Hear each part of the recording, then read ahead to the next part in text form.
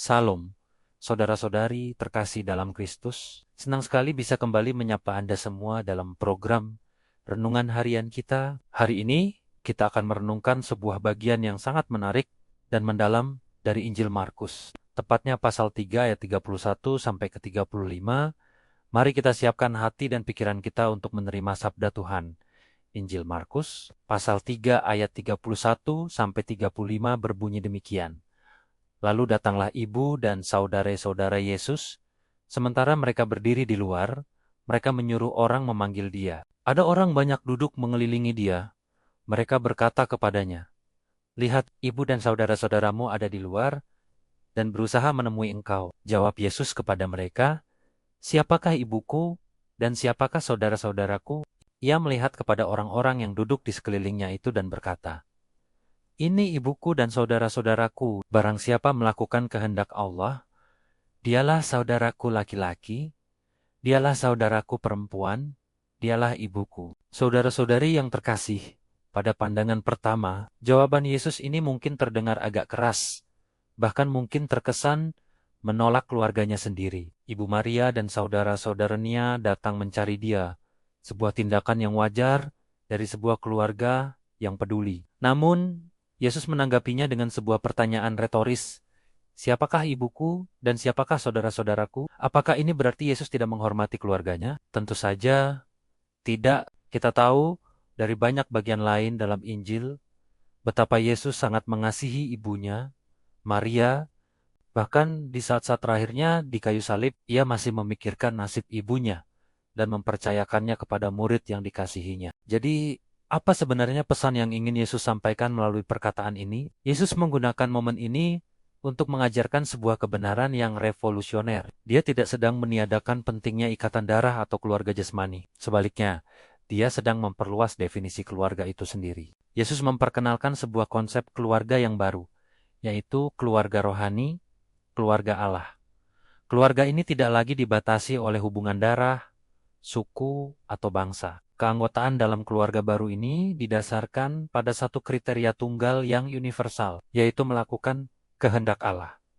Ini adalah sebuah undangan yang luar biasa bagi kita semua. Yesus sedang berkata kepada orang banyak yang mengelilinginya saat itu, dan juga kepada kita hari ini, kalian semua bisa menjadi keluargaku, kalian bisa menjadi ibuku, saudara laki-lakiku. Saudara, perempuanku, pintu untuk masuk ke dalam keluarga Allah terbuka lebar bagi siapa saja, tanpa terkecuali. Syaratnya bukan siapa orang tua kita, bukan dari mana kita berasal, atau seberapa kaya kita. Syaratnya adalah ketaatan. Ketaatan untuk melakukan kehendak Bapa di surga. Sekarang, mari kita renungkan lebih dalam. Apa artinya melakukan kehendak Allah? Kehendak Allah bukanlah sebuah daftar aturan yang rumit dan berat. Dalam banyak kesempatan, Yesus merangkum seluruh hukum Taurat ke dalam dua perintah utama. Kasihilah Tuhan Allahmu dengan segenap hatimu, segenap jiwamu, dan segenap akal budimu, dan kasihilah sesamamu manusia seperti dirimu sendiri. Jadi, melakukan kehendak Allah pada intinya adalah hidup dalam kasih. Kasih kepada Allah yang kita wujudkan melalui doa, ibadah, dan ketaatan, serta kasih kepada sesama yang kita tunjukkan melalui perbuatan baik, pengampunan, belas kasihan, dan kepedulian. Ketika kita berusaha untuk hidup dalam kasih setiap hari, saat itulah kita menjadi bagian dari keluarga Yesus. Saat kita memilih untuk mengampuni orang yang menyakiti kita, kita sedang melakukan kehendak Allah. Saat kita menolong tetangga yang sedang kesusahan, kita sedang melakukan kehendak Allah. Saat kita berbicara jujur dan menolak kebohongan, kita sedang melakukan kehendak Allah. Saat kita meluangkan waktu untuk berdoa dan membaca firman-Nya, kita sedang melakukan kehendak Allah. Dalam setiap tindakan kasih, sekecil apapun, kita sedang mempererat ikatan kita sebagai saudara dan saudari dalam Kristus. Perikop ini juga memberikan kita sebuah perspektif baru tentang komunitas gereja. Gereja bukanlah sekadar sebuah gedung atau organisasi.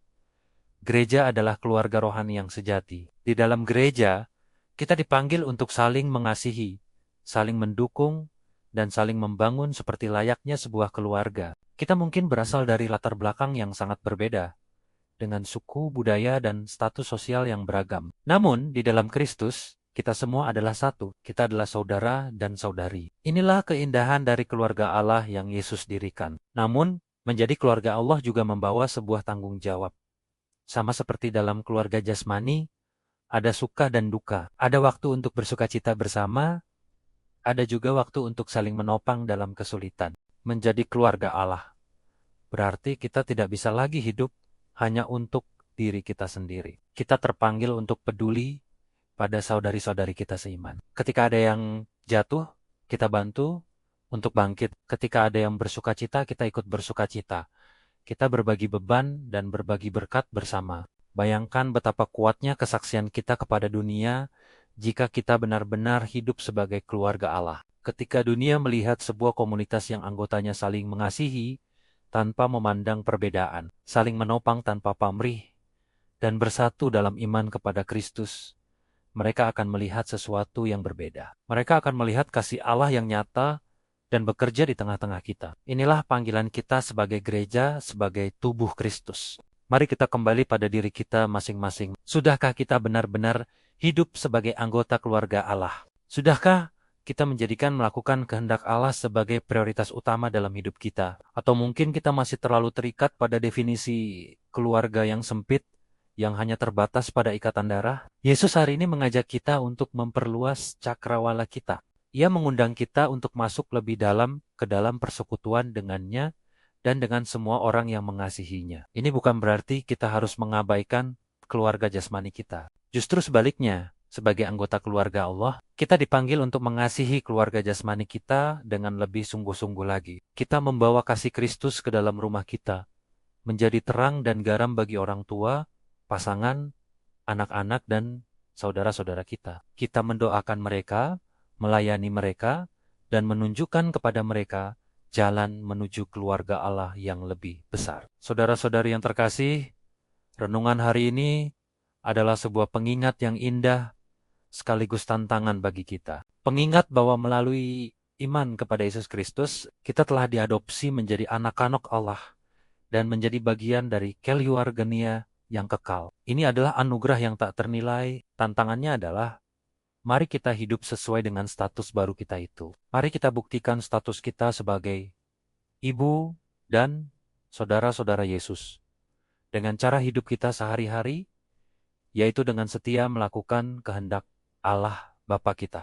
Mari kita tutup renungan kita hari ini dengan doa. Tuhan Yesus, terima kasih atas firman-Mu yang telah kami renungkan hari ini. Terima kasih karena Engkau telah membuka pintu bagi kami untuk menjadi bagian dari keluarga-Mu. Keluarga Allah, ampuni kami jika kami seringkali gagal hidup dalam ketaatan pada kehendak-Mu. Bimbinglah kami dengan Roh Kudus-Mu, agar setiap hari kami dapat hidup dalam kasih kepadamu dan kepada sesama. Tolong kami untuk menjadi anggota keluargamu yang sejati, yang saling mengasihi, saling menopang, dan menjadi saksi kasih-Mu bagi dunia. Jadikanlah komunitas kami, gereja kami, sebuah cerminan dari keluarga sorgawi. Di dalam nama-Mu yang kudus, kami berdoa. Amin. Terima kasih telah bergabung dalam renungan hari ini. Kiranya Tuhan memberkati kita semua dan memampukan kita untuk menjadi pelaku firman yang setia. Jangan lupa untuk menyukai video ini, bagikan kepada keluarga dan teman-teman Anda, dan berlangganan saluran ini agar tidak ketinggalan renungan-renungan berikutnya. Sampai jumpa lagi, Tuhan memberkati.